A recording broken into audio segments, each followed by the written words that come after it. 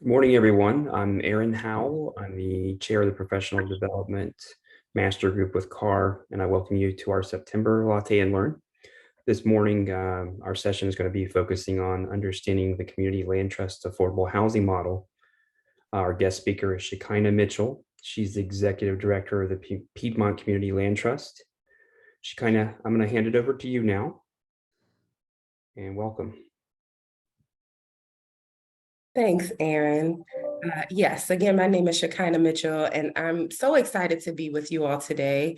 As we all know, whenever someone is purchasing their home, your realtor plays such a key role in that decision-making process and helping to guide folks through what can feel overwhelming and intimidating. So I'm so happy to be able to share with you all today more about the Community Land Trust. I also want to, this man needs no introduction. I'm sure you all already know Greg Slater, but he serves as the vice chair for the Community Land Trust Board. Also, I see that Keith Smith has joined. He serves as the chair for the Community Land Trust Board. And while I'll be leading the presentation, you may hear them jump in from time to time as well. We will have time at the end for questions. So I'm going to go ahead and share my screen so we can get started.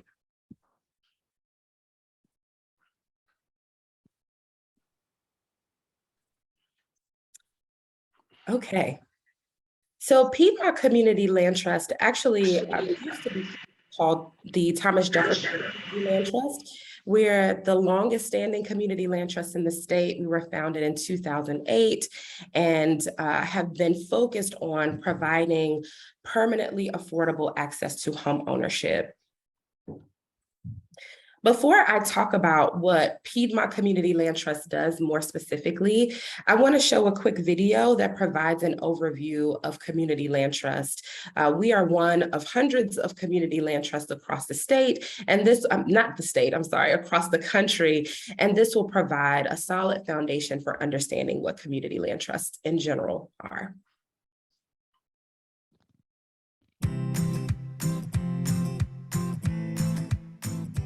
Community land trusts, or CLTs, are nonprofit organizations that acquire, own, and steward land permanently for the common good.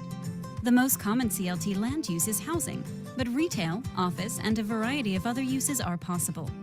CLTs give formal decision-making voice and power to local community residents in determining land uses. Here's how CLTs make home buying affordable for families in their communities.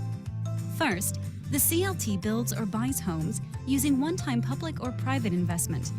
Next, the CLT sells just the home to a low-income buyer who qualifies for a mortgage, and the CLT keeps the land, holding it in trust for future generations of home buyers.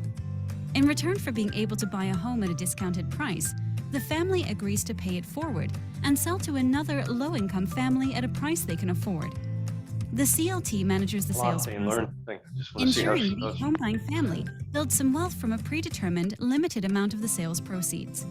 In this way, the one-time public or private investment in CLT homes makes lasting affordability a reality and stabilizes communities. And CLTs benefit the larger community too, as they preserve and protect housing for long-term residents, helping to build stronger, safer, and higher quality, diverse neighborhoods, contributing to greater educational attainment, employment opportunities, and health outcomes. Visit groundedsolutions.org to learn more about CLTs today. Okay, so that video provided a helpful overview of land trusts in general. And as shared during the video, you can see community land trusts used for multiple different purposes and reasons. And the Piedmont Community Land Trust has been focused on affordable home ownership. Okay, so again, our mission is about preserving access to affordable home ownership long-term and even permanently based on our model and our formula. So what is that, right? Like, and how does that work? The way that a community land trust works is that when a buyer is purchasing a home through us, they are purchasing the physical house, the physical home, but the community land trust actually retains ownership of the land. We have something called a ground lease that activates this relationship between our buyers and the land trust, and they pay a fee of $25 a month to lease the land from us. Now, why do we retain ownership of the land, or what's the purpose of that? When we are able to take out the cost of the land from the price of the home, it lowers the sales price and helps create more affordable housing, right? So if the land is worth $50,000 or even more, if we're able to deduct that from what would be the general price of the home, we get a lower sales price and therefore can provide housing that's more affordable. In addition to that, again, by retaining ownership of the land, whenever this house is resold to new families in the future, we use a special formula that helps us preserve the value of that land, but to use that as ongoing subsidy for future families. And I'll talk about that a little bit more. One of the ways to think about this is similar to a condo, right? Where you own your physical unit, but you're not actually buying or purchasing the land. Okay, so let's walk through an actual example of what this can mean or look like. I have two tables on this slide, and each of them is comparing the process within the land trust to a normal purchase, right? So we are, in this example, looking at a property, so the house and the land together are appraised at $250,000. Within the land trust, what we would do is through fundraising, whether it's government sources or private sources, we'd use those philanthropic dollars to help cover the cost of the land, and therefore we can take that out of the sales price. So in this example, we're saying that the cost of the land is $50,000. And because the land trust is investing that in this home, we're able to lower the sales price for the buyer to $200,000. Okay. So in this example, a home that is valued at $250,000, home and land, are now able to be purchased for $200,000. This second table that's on the right-hand side is a snapshot of all of the other costs that can be associated with the sales price, the out-of-pocket cost, right? So if the house is being sold for $200,000 and the down payment that's needed is 3%, or closing cost that needed is 3%, and obviously too, your actual mortgage is determined by your interest rate and how much you're borrowing from the bank. When we're able to lower the sales price, we're also able to lower the total amount of out-of-pocket costs that are associated with that sale. So that's what this table is demonstrating. We've added the ground lease here again, because if you are purchasing within the community land trust, you're paying $25 a month to lease the land. And obviously you do not do that if you are under a normal purchase. But the down payment that's needed, the closing cost that's needed, and ultimately the mortgage payment can be lower because the sales price is lower. All right, so I briefly want to talk about some past projects, and then we'll look at current projects within the land trust. On this slide, there are three different sort of sets of photos. The first are a set of duplexes. On the left-hand side, we actually partnered with Habitat for Humanity to develop these community land trust homes. We also have a home in the middle here that was an existing home, so not new construction or developed through the land trust, but the owner was able to sell their home to the land trust in order to preserve affordability long-term.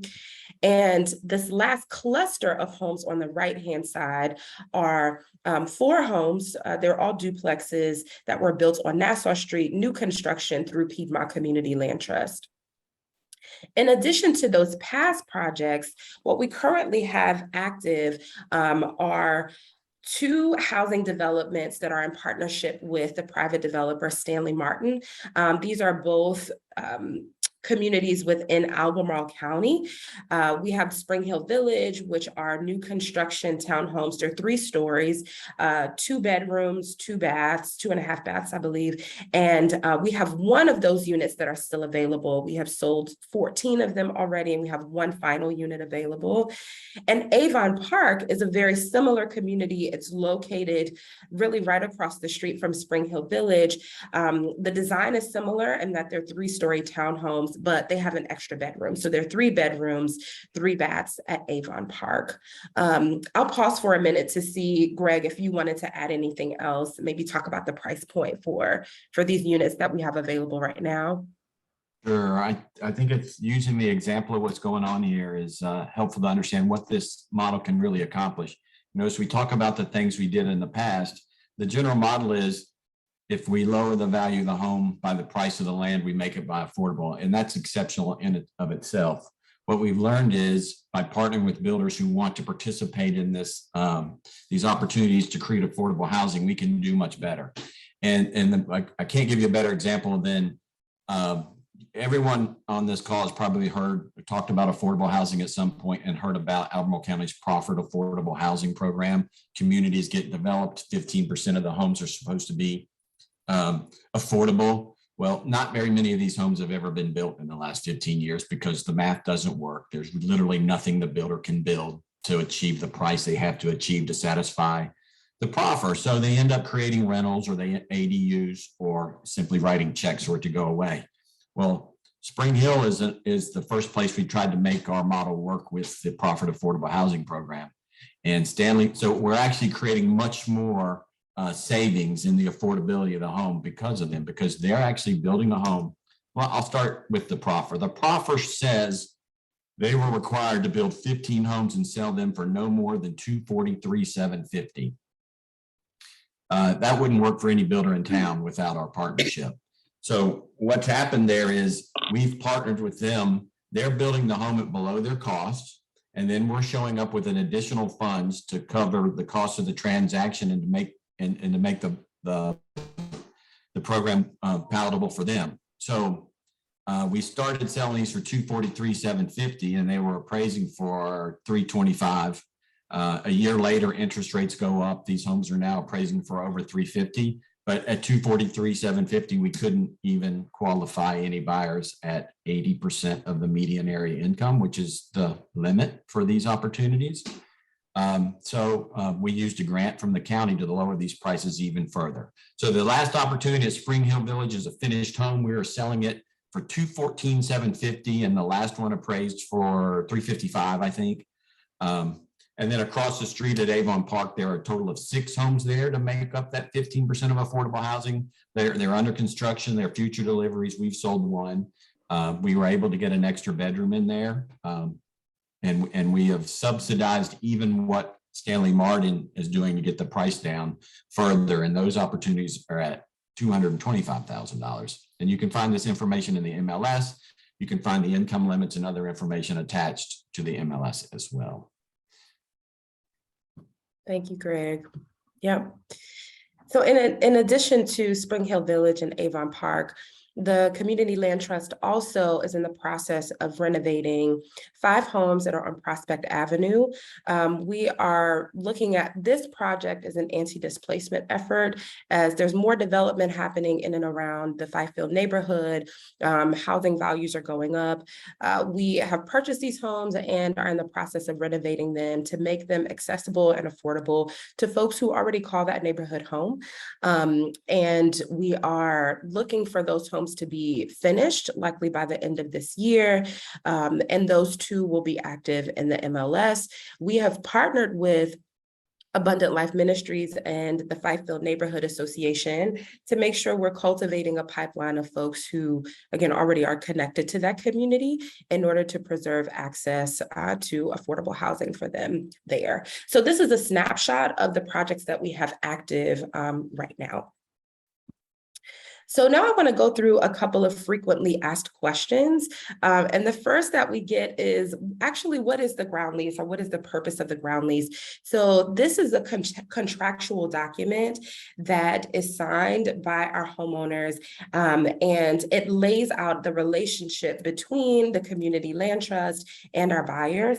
It is a 90-year ground lease. So the intention is for this ground lease to outlive anyone who purchases our homes, and it provides guidance around what's possible, what's not, what's acceptable, what's not, within that legal document.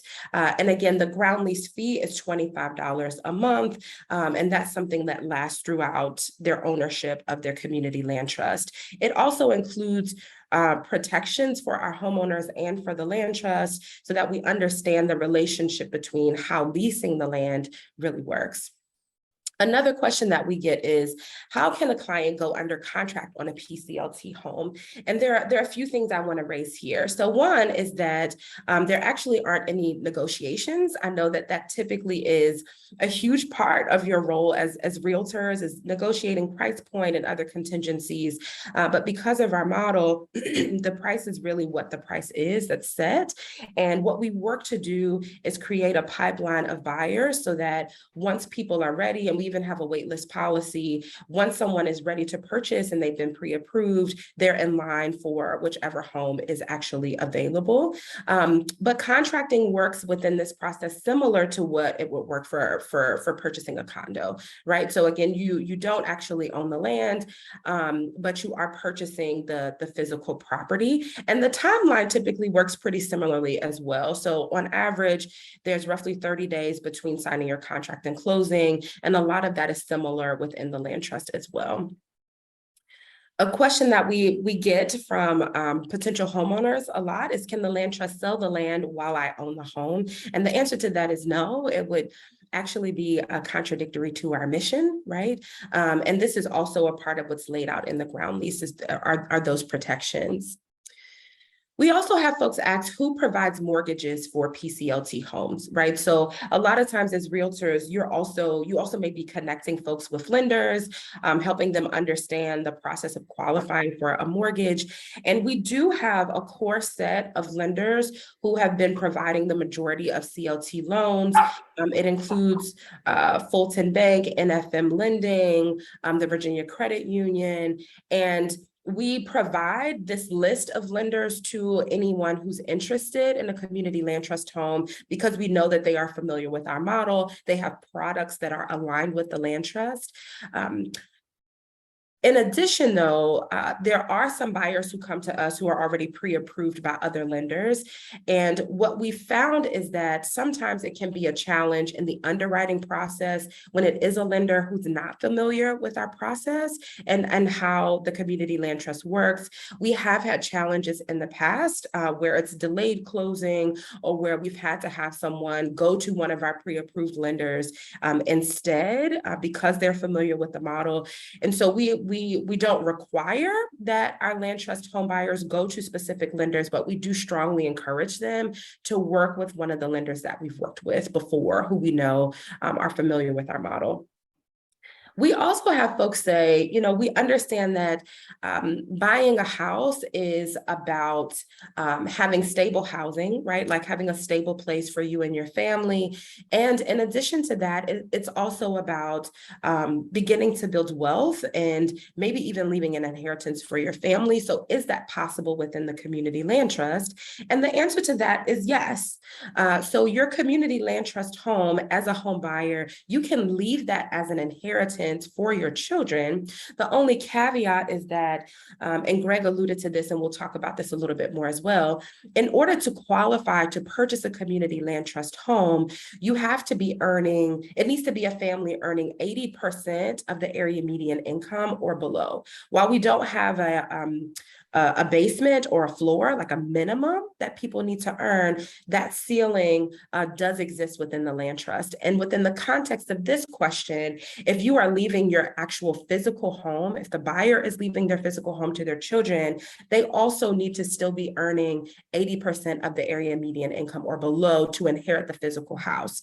Now, our hope is that home ownership will contribute to not only income stability and financial stability, but financial thriving, and that your income will actually grow.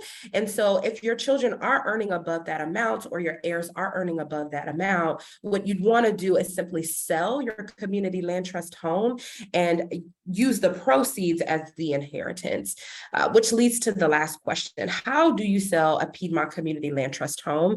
And I'm going to walk through a couple of slides that really demonstrate what our model is and how we're able to preserve affordability long-term. Okay, so I want to remind you all of the tables that we looked at a couple of slides ago, where we had a home and land that were appraised at $250,000. We're pulling forward that example and saying Juanita is the person who was able to purchase that community land trust home. She purchased it 10 years ago for $200,000, has lived in the home, but now she's ready to sell her home. She needs maybe a bit bigger house, something that works better for her family. So what we look at first is what's the new appraised value. And in this example, the new appraised value is $300,000. So this means that the home and the land have grown in value by $50,000. Within the community land trust, we have an appreciation share with our home buyers and our home owners. And it means that we are sharing 25% of the appreciation with our homeowners. So in this case, because the appreciation, the home has appreciated by $50,000, 25% of that is $12,500. And that amount is what Juanita receives when the home is sold. Okay, so again, we operate with an appreciation share at 25. And in this case, Juanita would be receiving $12,500 of that appreciation. This next slide really demonstrates how this helps us preserve affordability long-term. So when we're calculating how much are we going to sell this house for now, since Juanita is moving, when we calculate the sales price, we start with what did we sell the house for initially, right? So Juanita was able to purchase the house for $200,000, and that creates our foundation. We then add on Juanita's share of the appreciation, that $12,500, and then we'll add any realtor fees, right? So we anticipate there being realtor fees with the transaction. In this case, we're estimating them at $6,000. And what this means when we add all of this up is that we get a new sales price of $218,500. And even though the home and the land are actually worth $300,000, because of this formula that includes this appreciation share, we're able to keep this home at an affordable amount. And actually, the discount continues to grow over time and remains in the house as subsidy for future homeowners.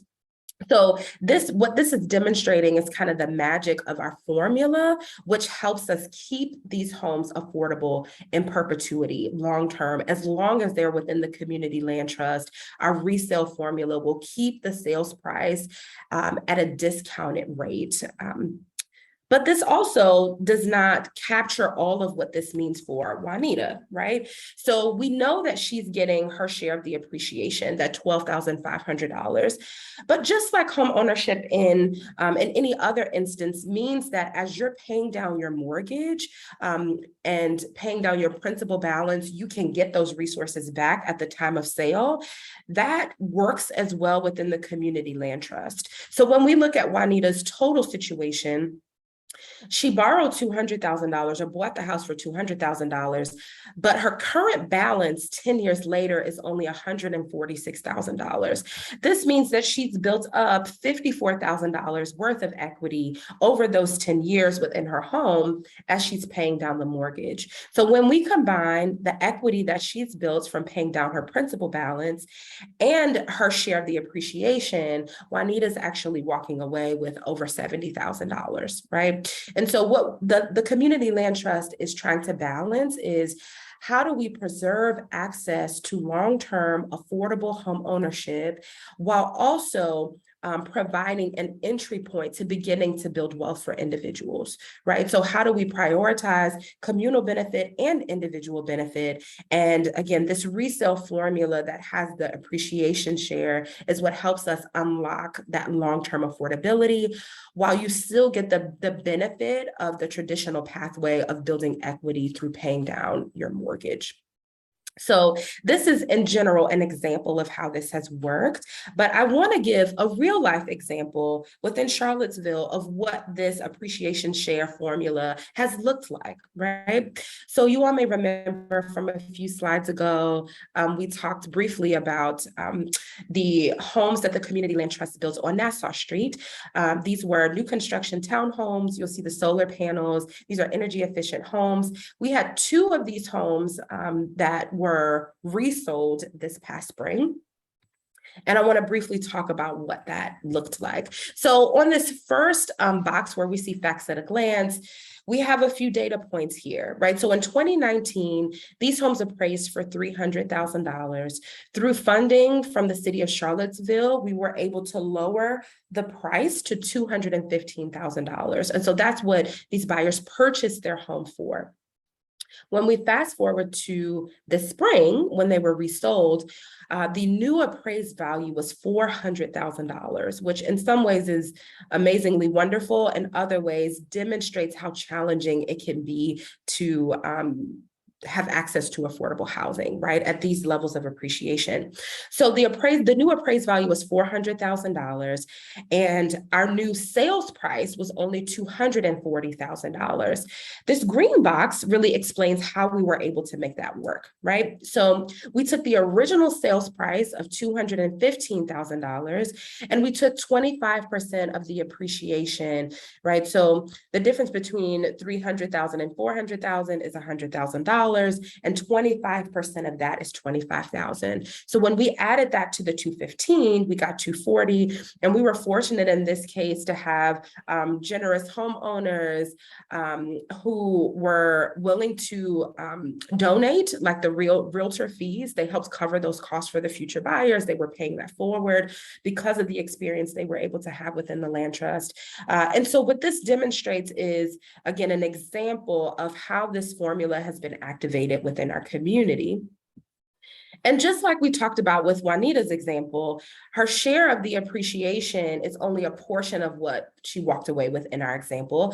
And for our 2 homeowners who were able to sell their community land trust home this spring, the formula worked similarly for them, right? So after only 2.5 years, on average, they were able to walk away with $35,000 total. So in addition to the $25,000 that was their share of the appreciation, they also on average had paid down an additional $10,000 from their principal balance of their loan, and were able to use those resources to help them purchase a home on the open market, right? So they used that for down payment to help cover closing costs as they were able to purchase homes within the general open market.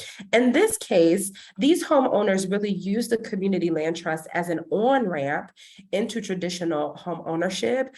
Sometimes I describe it as like the front porch to home ownership, right? So how do we have products that are accessible to folks who are low to moderate income, may not be able to find something that they can afford right now in the market, but given an opportunity to begin to build some level of wealth, to have an asset that is growing in value, a lot of times they can actually transition into the open market.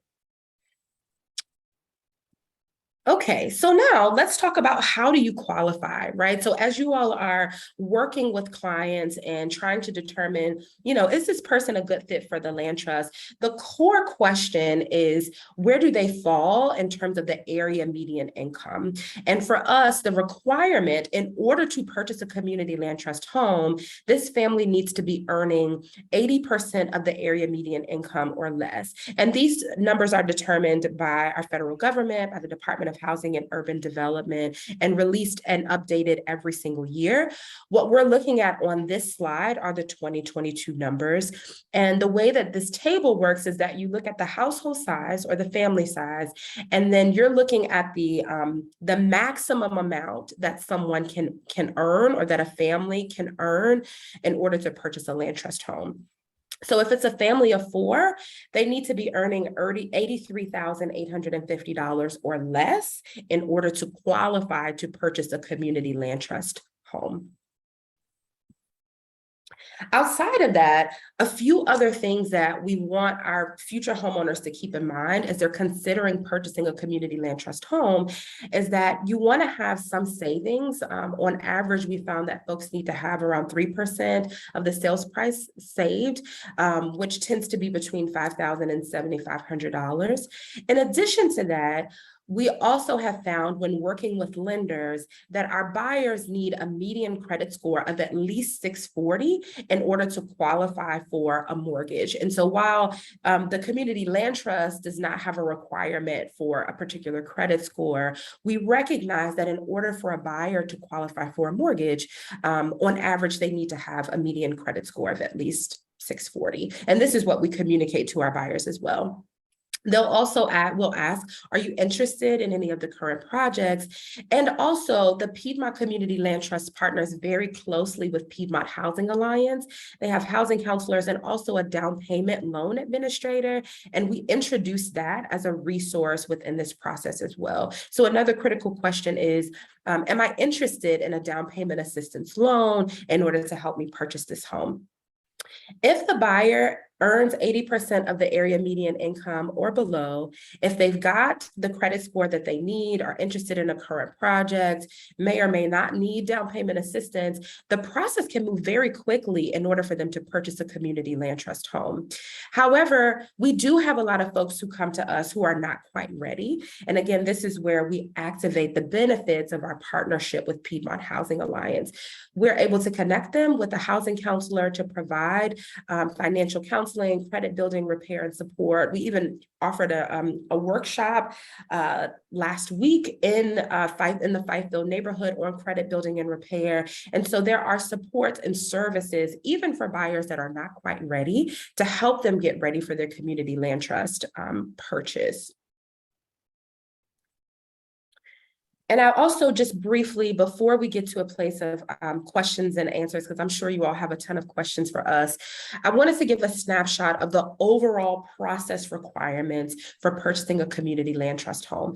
So as we've stated, the first requirement is that you are earning 80% of the area median income or below, and that is a very hard boundary for us.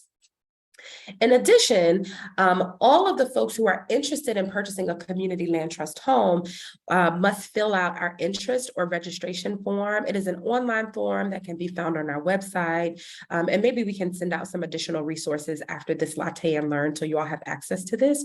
But it's a brief registration form that gives us a snapshot of the household size, of contact information.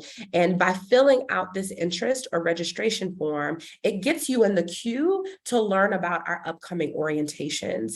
And that takes us to step 3 in the process, which is, it is also required that all of our community land trust home buyers go through the community land trust orientation. This is a unique model. And while, again, there are hundreds of land trusts across the country, this can be new to most buyers. Most buyers may not have heard of the land trust. And it's important to us to know that everyone understands our model, understands the resale formula, understands the process, so that as they move through the process to purchase their home, they understand what they're signing up for and how this relationship works. And we explain all of that within the orientation. So that is a required part of the process. In addition to that, we also have an intake form. It doesn't really serve as an application, but it is a form that allows us to collect, again, contact information, household size, income information. It also lets us know where the buyer is in their process. So do you need additional support to build your credit? Are you still working on building savings? Should we connect you with the down payment loan administrator? Or have you been pre-approved by a lender and you're already ready to go? So having that intake form is also important and a required step of the process. But then after that, the final requirement is that you are pre-approved by a lender and that you return your pre-approval letter to the community land trust. Once we have that pre-approval letter, that essentially is your ticket, your entryway into beginning to go under contract for a land trust home, right? We're able to connect you with our listing agent, which Greg has served as for many years for us. You can go and actually visit or like view one of the community land trust homes. And as long as that pre-approval can cover the sales price, that is the trigger to then go under contract under a community land trust home. So these are the steps in the process. Again, making sure a buyer is at 80% of the area median income or below. And we work very closely with our lenders to verify that, since they're doing a deep dive into each buyer's finances. But you complete the interest or registration form, you participate in an orientation, complete the intake, and then return your pre-approval form. So these are the steps, again, for any buyer who's interested in what's the process of purchasing one of these land trust homes. Okay, and I think that's all for now. I will pause for a minute to see if Greg or even Keith, if I've missed anything that you all want to add before we jump into question and answer. Thanks, Shekinah. One of the things I like to point out to realtors in this model is some things I've learned personally helping people, over the years in this process, because the first pushback we always get from realtors or even some home buyers is over the appreciation sharing component of this. And the other context I like to put around this is the examples of great lengths and expense going to create affordable housing in our marketplace that's only helped one family, right? And I think that's, my experience doing that and then learning about the CLT is why I was all about trying to be involved and use this, because if you are interested in helping lower income families achieve home ownership in the context of our affordable housing issues in this market, it's an exceptional model. And I've seen homes built that all of the sweat equity that went into creating the opportunity vanished within a year or two when the home was resold to benefit one party. But better yet, I've seen the wrong people helped. And I think the appreciation sharing model is what really helps us the most. So our best buyer is not worried about the appreciation of their home at all. They're worried about their monthly cost of living and having a place to live. Most of them have gotten to the point they never thought they would achieve home ownership. They never intend to sell the home. The fact that we had sale 2 last year is the first 2 in a decade that have ever been sold. So most of the time, this is going to be a long-term adventure, but life happens, and we have a mechanism that helps people be rewarded for the whatever length of time they own the home by building equity and sharing in that appreciation. And then we get to help another family. And if you polled all our people that are living in our homes, many of them would cite in their top 3 things they love about this model is that they know they are owning and taking care of something that's going to help somebody else in the future. And there's just so much this model can do. I just wanted to share that before you guys start asking questions. Hey, Shekinah and Greg, would you mind if I chime in for a minute? Please do, Keith, please do. Yeah, so I apologize. I'm on the road do this while I'm driving. Shekinah, it's just, I got chills listening to you do your presentation. So thank you for everything that you do for us, everything you do for this community. Greg kind of is a rock star, as everybody knows on this call, and is handling all the sales end of it. And, it's a lot of work to get it done. My end of it was involved brushing off some developer and builder skills and working on the relationships and the models with Stanley Martin and the county and the jurisdictions to make this work in the background. Greg, would you do me a favor? Would you explain to everybody listening here what actually happens to the 75%, right? I get that question all the time, and I think it'd be helpful to share that. So, Greg, if you wouldn't chime in and doing that for me, I'd appreciate it. And thank you, Greg. Thank you, Shekinah. Thank you for everybody chiming in. This is an awesome project. I was actually out west helping setting up a similar project out there. So we are now known around the country for what we're doing. So thank you, everybody. Thanks, Keith. That's a good point. So when we explain the mission of the CLT, I like to say we're dedicated to creating a permanently affordable inventory of homes. But in reality, we're creating a permanently affordable inventory of homes that are getting more affordable over time. We're only capturing 25% of the appreciation. The other 75% stays out of the transaction. That money's not going to anybody. The home is only basically you could say the home is only appreciating at 25% of the rest of the market. The example I'll give you was, without getting into the weeds, in Willow Glen, proffered affordable housing. There's only 2 communities I can think of where we actually built Albemarle County proffered affordable housing and got it to the market and sold it. The first was in Avon Park, literally right where we're doing it now in 2007. But it happened in Willow Glen too, and we were able to squeeze those prices, those $300,000 townhomes down to $200,000, and we sold them all. And then within a couple of years, people were selling them, and they were taking that $100,000 and moving on down the road, or even more. And if we would have had the community land trust model when we did that, those 6 homes would all still be affordable. Instead of selling for $200,000, they probably would have sold for $150,000 the first time. Instead of selling for $300,000 or whatever they sold for the second time, they would only sold for $175,000. And so that's the best little case study I can give you about how these homes age over time and how they stay affordable.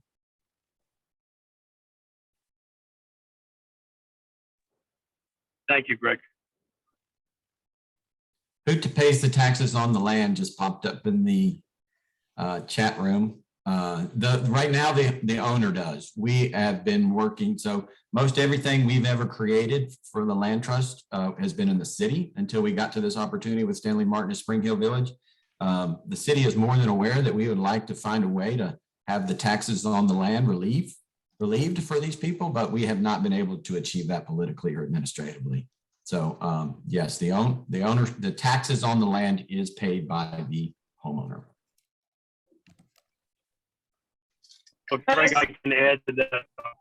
In Albemarle County and in Charlottesville, we are making progress, and as everybody knows who's on this call, things move a little slow in the government, but they are aware of it, and we're trying to figure out a best way to make it happen. So stand by on that.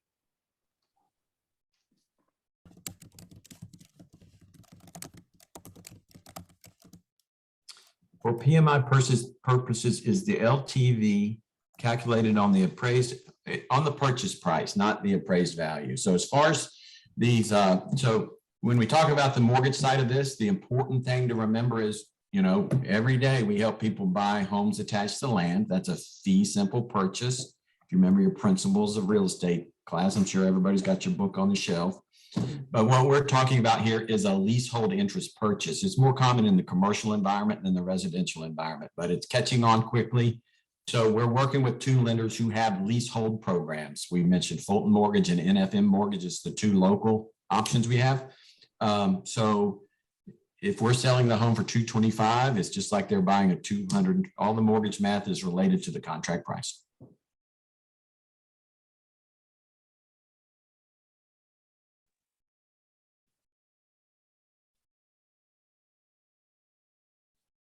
So Gabby, I think Erica May is Gabby. Am I right? Another question here is, maybe not. How does condition of the property play into a resale price? Example, the owners lived hard and didn't maintain the property. This is home ownership. You have to maintain your own property. I don't know how else to say it. It would play into the future value of the home. In the lease, it governs things that can and can't happen to the home. It's really simple. The homeowner can do anything they want to the home while they own it, from obviously maintenance, we hope they're taken care of, but improvements. But if the improvement a homeowner is considering requires a building permit, we ask that they consult with the CLT. We want to be partners. We want to have an ongoing relationship. Our board is designed to have 1/3 of the seats filled by homeowners. So did you see the question before that one? Can a non-citizen buy? I'm trying to figure out how to see the questions here. Can someone want to read that question? Sure. Can a non-citizen buy? Is citizenship or a green card required? We have many residents of Seaville area who are contributing citizens, but still have immigrant status. I don't know if Shekinah has a comment on that. We haven't had that issue come up. It probably falls as, I don't know that there's anything in our documentation that prevents it. I do think when we work with Habitat, we help some immigrants. I know we've helped immigrants. I know we've used translators to get through transactions, but their actual citizenship status was never an issue or made aware of to me. And it may be more important on the lender side of the equation than our side of the equation, because sometimes lenders have guidelines that govern that part of the evaluation of the client. Yeah, that's right, Greg. That's correct. Okay, the next question is, are all CLT homes new construction? Is there a homeowner who would like to sell their property to CLT because they believe in the mission, but still would like to get a market price? Is there any route for that? I can Go ahead, begin on Shekinah. this one. Go ahead. Okay. Yeah. So what I would say to this is, so yes, if there are buyers who are interested in selling their home to the community land trust in order to further the mission, and they want their home to remain affordable in perpetuity long term, we are absolutely open to that.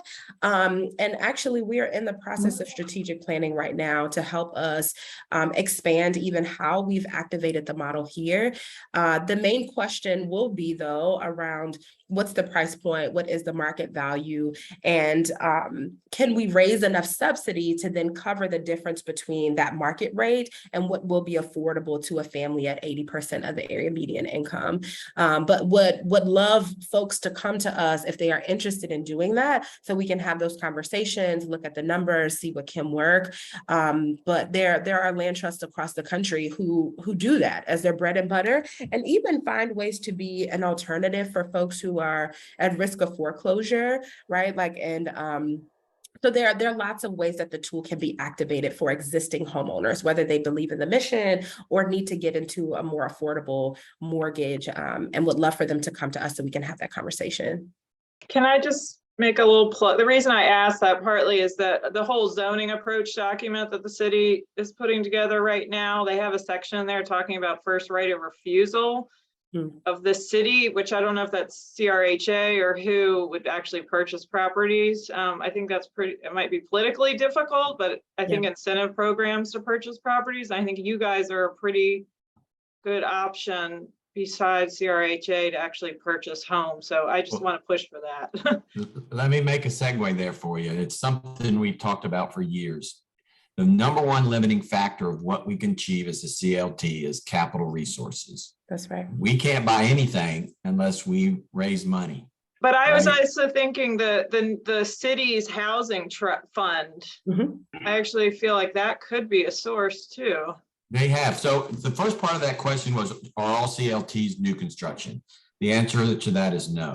And I'll help you understand how we've achieved what we've achieved. The first houses we actually got into creating into our inventory were from grants, from the federal grants that came through the city's housing department. That one house we showed on there, we had a $60,000 grant, I think. And I basically took a buyer who otherwise was going to leave Charlottesville because they couldn't afford to live here, and said, I knew of this model from where they had lived before, and said, can you help me buy a home? So we took that grant, we went shopping, and we found a house that had a price that fit the price points that we needed to make the math work. And we bought a resale home at closing. We used the grant to buy the land, and they bought the improvements for a lesser price. That created a home that's in our inventory. The city built 2 homes in Patton Street and gave them to us. And then we sold the improvements and gave them that money back. So essentially they gave us the lots.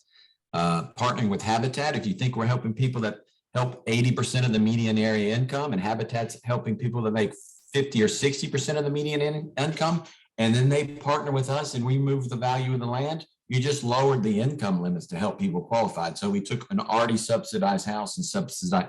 We've done that 4 or 5 or 6 times. I can't remember how many now. But then the new construction was just the way we got everybody's attention. The project on Nassau Street in the city is what put us on the map and not just showed the Albemarle County what we can do. It gave Keith something to go talk about in other localities. And then now that's being copied around the state and even outside of the state. I mean, when the builder's willing to participate in their sweat equity and the removal of the value of the land, what can be achieved is quite frankly phenomenal.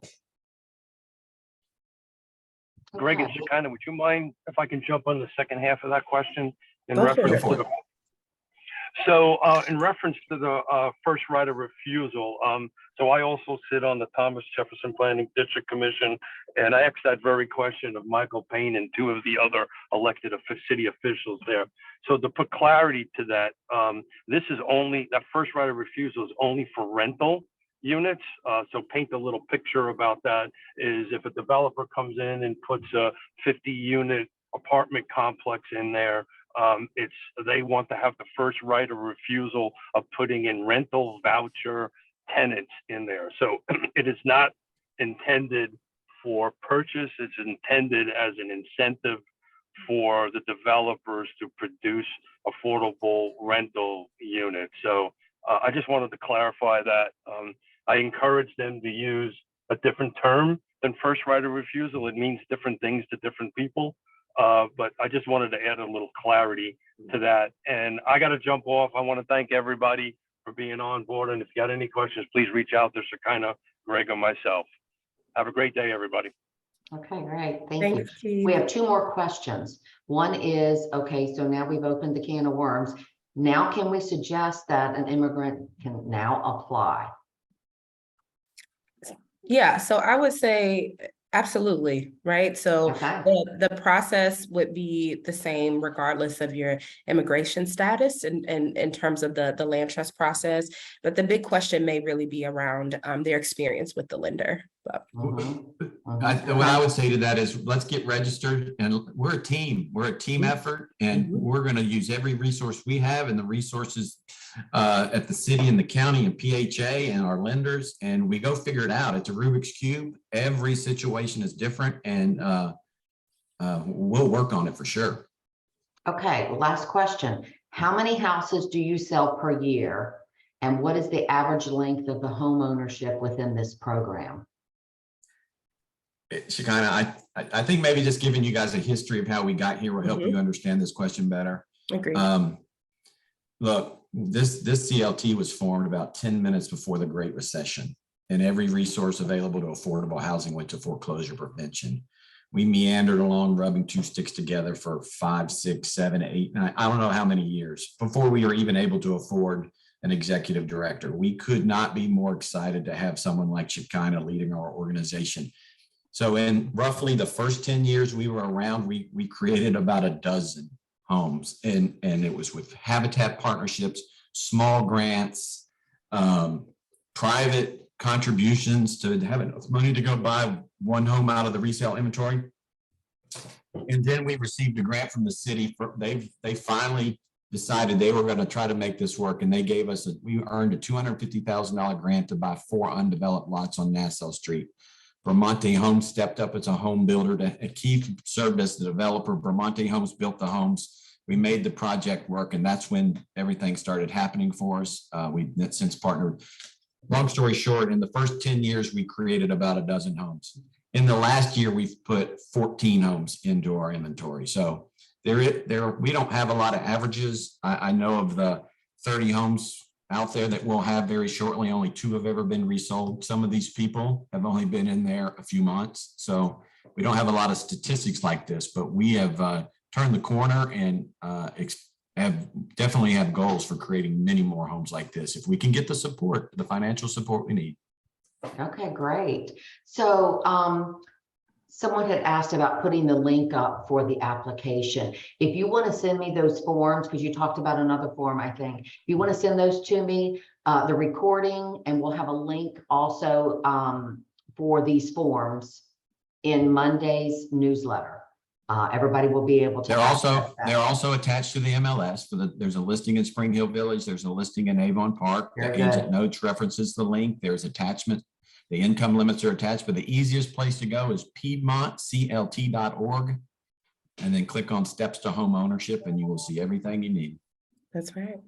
Okay, well, there was one more question. Do you have to maintain a level of 80% of the median income? If a homeowner got a promotion and now earned more, does that affect them?